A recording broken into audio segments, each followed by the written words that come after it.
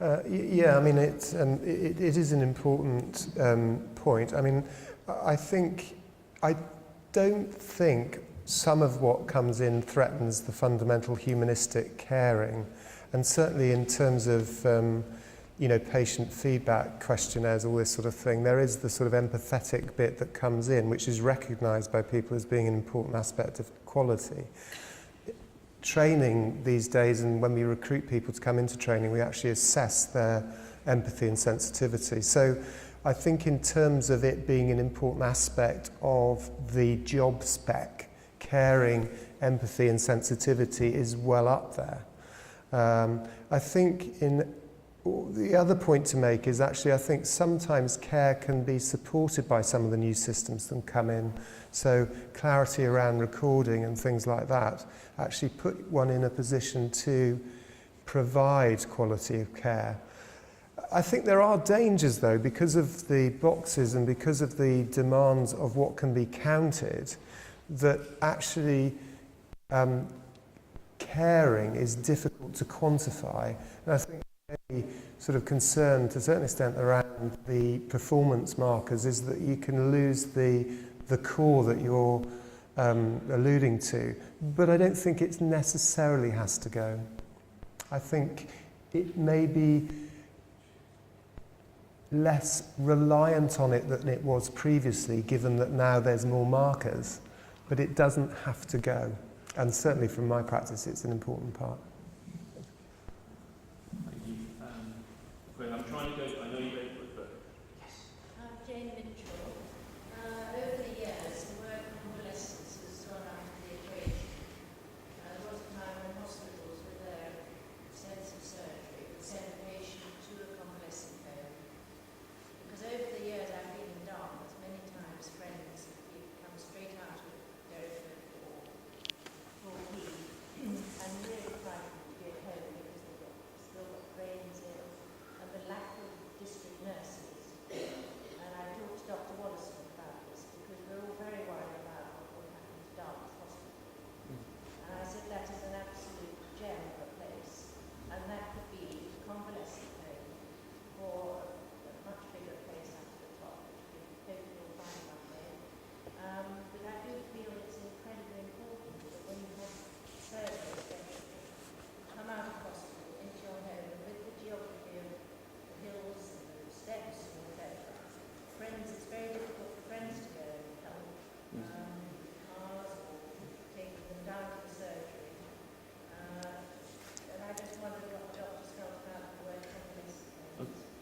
Okay, Jane has asked essentially using convalescent homes as used to be when people came out of hospital, they would go to convalesce just for a few days to help them recover and move on from surgery, and saying now the perception is certainly that people are going back into their own homes, perhaps with less support than they might like, are very concerned, are very scared about going into there, and has asked essentially what's the state of play with that when people come out of hospital, and how are you guys working with the NHS and what might happen?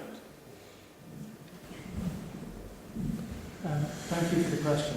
I think again this relates to changing times, and I think for me the most important principle we're getting here, or should be getting, is that care should be delivered in the most appropriate setting. If you're really poorly, you ought to be in a big acute hospital. If you're getting better from being really poorly, you ought to be in a community hospital or another environment, potentially a nursing home or a residential home or a convalescent home. You can name them what you like until you're well enough to go home. But for me, the most important principle here is that you're not delayed in getting home when you really want to be, and the care is available to look after you. And I think we're going to move into a situation where we are going to move settings of care very dramatically away from acute hospitals, because everybody does make the assumption acute hospitals are safe places to be, and I know in my experience as a clinician they're not. Your home is the safest place for you. Statistically, get the care in your home and we'll get it right. If we don't get the care in, Where is that care? well, that's a really good question. I don't have the answers to that, and I don't think the government does. The fact is we do know we need to beef up community services. It's come through time and time again, but to do that, you have to take the money out of the acute hospital sector so that you can invest it in the community sector. No commissioning organisation has ever succeeded in doing that. So I'm not saying it can't be done, I'm just saying it's really difficult.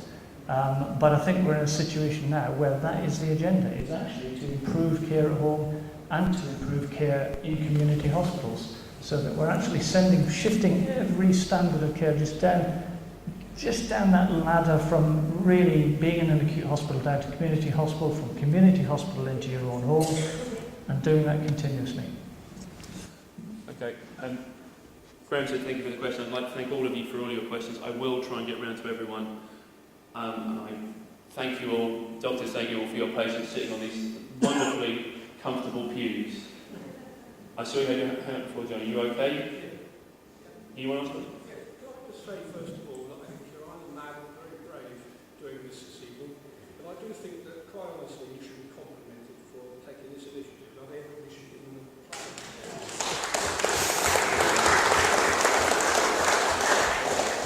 Good start. question if I may. Now you're going to hit us with a really hard question. It's a bit more topical because yesterday Mr. Cameron and Mr. Clegg and Larry were at the hospital in Surrey, and one of the things that was pointed out was he said, this is Mr. Cameron, he said that he confirmed that they have to have a listening exercise with regards to the social care bill. And I just wonder whether the panel would like to offer any of their thoughts on what they think has happened, because this is a massive change in this. Dr. Morris quite rightly said the NHS is probably going through the largest change for many, many years, if not a long time. So this is a very important period that we're going through. I just wonder what the panel's thoughts on this issue. Mr. Light has essentially asked, in light the fact that our Prime Minister yesterday said we are now going to have a listening exercise about GP commissioning and the new Healthcare Act, what do the panel think is going to change for what they're planning for, if anything? I'm going straight to you. Thank you. This is my big chance to name drop now, because I had dinner with the Chief Executive of the NHS last night in London. And his view is that what's not going to change is GP commissioning. That's going to happen.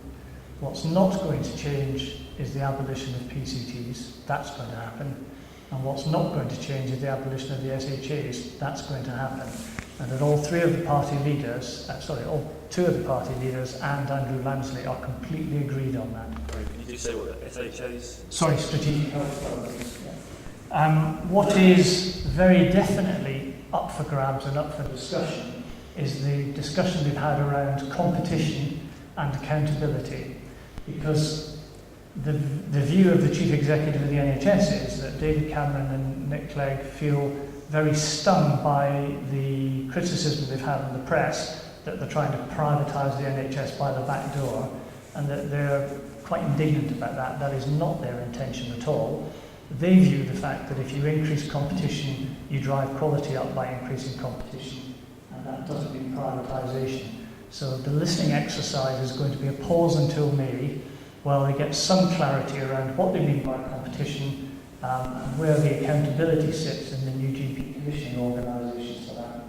There's also got to be a discussion about how to involve local authorities in a meaningful way, because they're adamant that councillors won't sit on the new GP commissioning boards.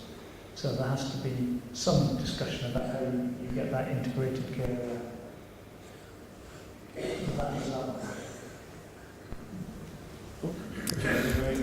Yes. My name is Helen Bruce. I live in Ditson.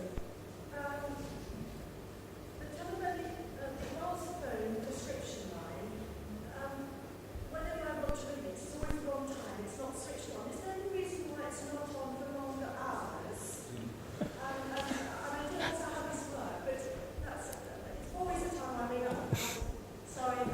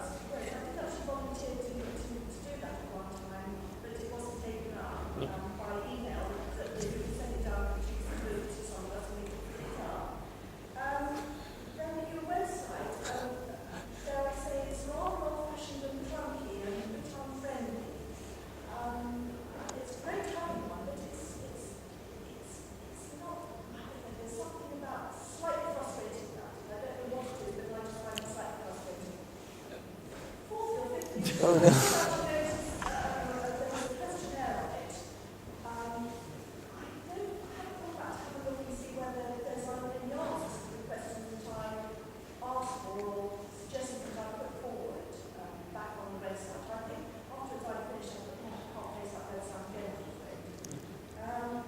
I? Okay. Thank you I'll do this for your list of questions. That's very good. Helen's essentially, she said that... Website's rubbish. I'm trying to remember back. I know what they were. Okay, Adam, can you, Chris? Yeah, the website was rubbish. Questionnaire didn't give any feedback. The prescription line as well. Just to go through things, hardly any GP practices still do telephone prescription ordering now. Virtually all practices have stopped doing it. So we have had discussions about that, but we continue to do it and we support it for the maximum amount of time that we can possibly do. So I appreciate it might be frustrating, but if you go to virtually any other surgery, you won't even have that option. So that's the first one. Secondly, I'm really upset about the website because I designed most of it with Graham, who does all of our IT. But I did, yeah. Not this one. So I'm sorry you find it clunky. I don't know what to say. I'm all deflated. Could you also say why it isn't open all the time? The prescription line. Sorry, that's the one. The prescription line? Yeah. Well, it has to be manned, and if that phone line is used for prescriptions, it can't be used for the gentleman next door who's trying to book an appointment. So we can only do... No, that person sits next door to the other person, and every time that, with the prescription line, if it's not open, those people are booking appointments. So it's a trade-off. We either book appointments or we do the prescription line. What we try to do is a happy medium, but we sort of try to please everyone and don't please anyone at all. So just go back to the website. The survey that was on there was really, really useful. And we were talking earlier about the sort of feedback that we get in-house and out of house. But we took some fantastic bits of information from the respondents. We had 1,600 people in that time period who visited the website. And I think we had about 30 people who kindly left comments.